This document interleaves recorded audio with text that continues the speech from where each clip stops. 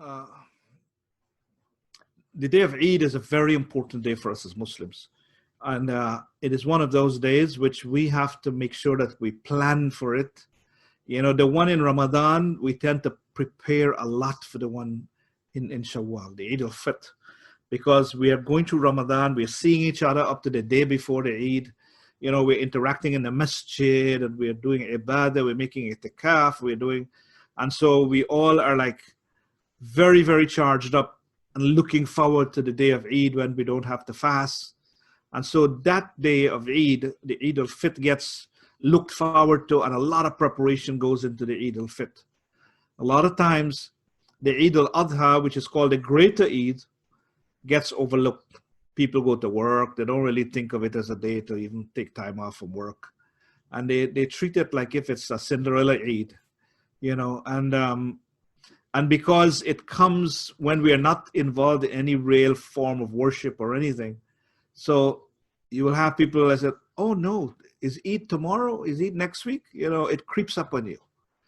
And when the first of Dhul Hijjah arrives, the first 10 days of this, which is supposed to be the most blessed days of the year, the first of Dhul Hijjah to the 10th, quite often the regular Muslim, unless you remind them, they're not keeping track of a Muslim calendar and knowing when the first of Dhul Hijjah is coming and all of that. So part of being in a community, and is the benefit of that is that you get to be able to be informed of these things.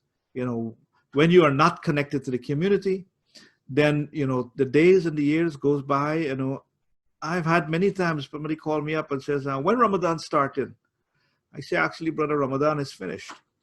You know, so that's the nature of sometimes people in terms of keeping to our deeds. So this Eid is really, we need to make special emphasis because this Eid is celebrating the family of Ibrahim alayhi salam.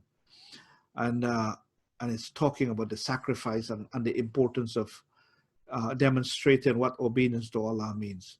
Now, all the two Eids, we are asked to make merry and to have recreation, songs and amusement.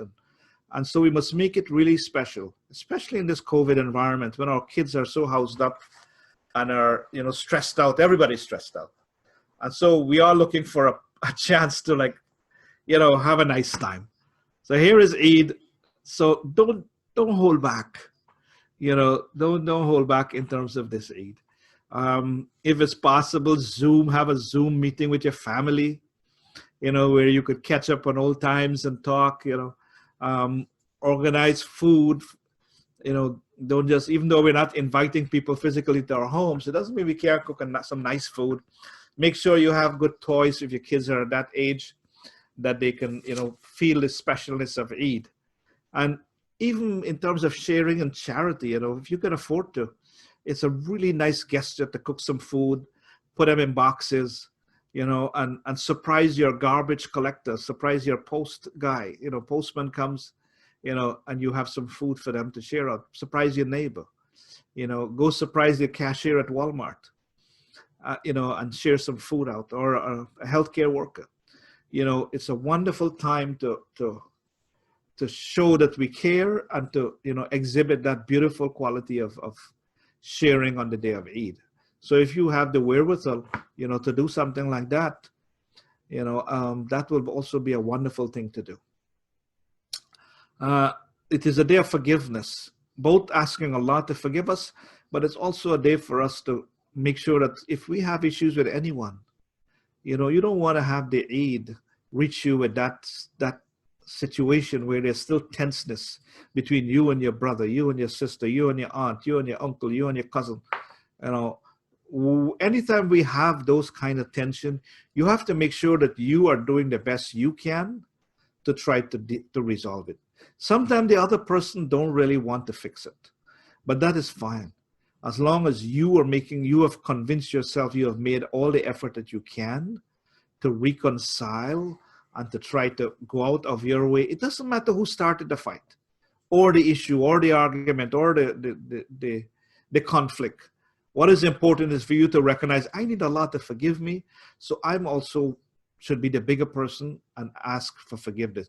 Even if I'm wrong, it's not you know, incorrect to go to that person and says, forgive me, knowing that you're fully right, you had no wrong in the affair, but that may soften their heart and cause that hurt to be dissipated. So forgiveness is always about the person who's doing the forgiving. It's for them. Don't worry about if that person hurt you so bad that you just can't let go. You have to understand that Allah sees and Allah hears everything. And Allah will take justice out on whoever has wronged you. So whoever has wronged you and did something bad to you, don't worry about it. Allah has it. You have your back. He will make sure that justice is meted out. He tells us that time and again. And so on Eid day, make sure you do that. Brotherhood and family, go out of your way to call those relatives that you didn't connect with for a long time. Give them a phone call. Wish them a happy day of Eid. That brother, that sister, if you know someone who's sick, call them up and Eid day. What a beautiful thing. I'm sick in my bed. And then I get a call from a brother and sister from the masjid or the community that wish me well on this particular day. There are a lot of people who don't have families and they're lonely on Eid. There are new Muslims, for example, who come into our religion and they have no family to connect to. They have no Muslim relations. And so they sit very lonely on Eid day. If you know them, call them up. I've contacted several of them, from our community in preparation for this Eid. And so we have to do that, take initiative to call the people who may think that, they just need to hear our voice. And Eid is a day of victory and triumph. And so we must operate from that perspective that, I'm celebrating. Not only being a Muslim, I'm celebrating that Ibrahim alayhi salam and Hajar and Ismail have demonstrated to me how do we operationalize faith in the field and in our life. And we've seen the great victory that they have had. And so we celebrate that it's a victory that Allah has guided us. So we should be grateful for that. Eid is a day of prayer and dua, gratitude. So we should always, anytime we wake up every day. When I teach the young people, I would always tell them, I said, you know what? Every day you wake up, the first thing you should do after making dua to Allah subhanahu wa ta'ala, and you begin your day, is to take a brief moment, and find 3 things that you are grateful to Allah for. When you begin to do that as a routine every day, that before I begin my day, let me find 3 things that I will be grateful to Allah, I'm grateful to Allah for. And it could be anything. I'm grateful to Allah for this bed that I'm sitting on. I'm grateful to Allah for having me be alive today. I'm grateful to Allah for the beautiful house that I'm living in, for the food, for the family,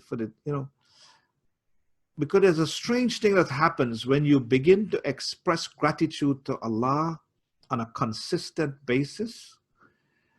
Not only your perspective in life changes, because every day you wake up, what's the first thing you're thinking about? Oh, look how much challenges I have today to face. We're thinking about all the problems that we are going to be confronting today at work and on our jobs. And so we have trained ourselves to constantly be getting up and focusing on our problems.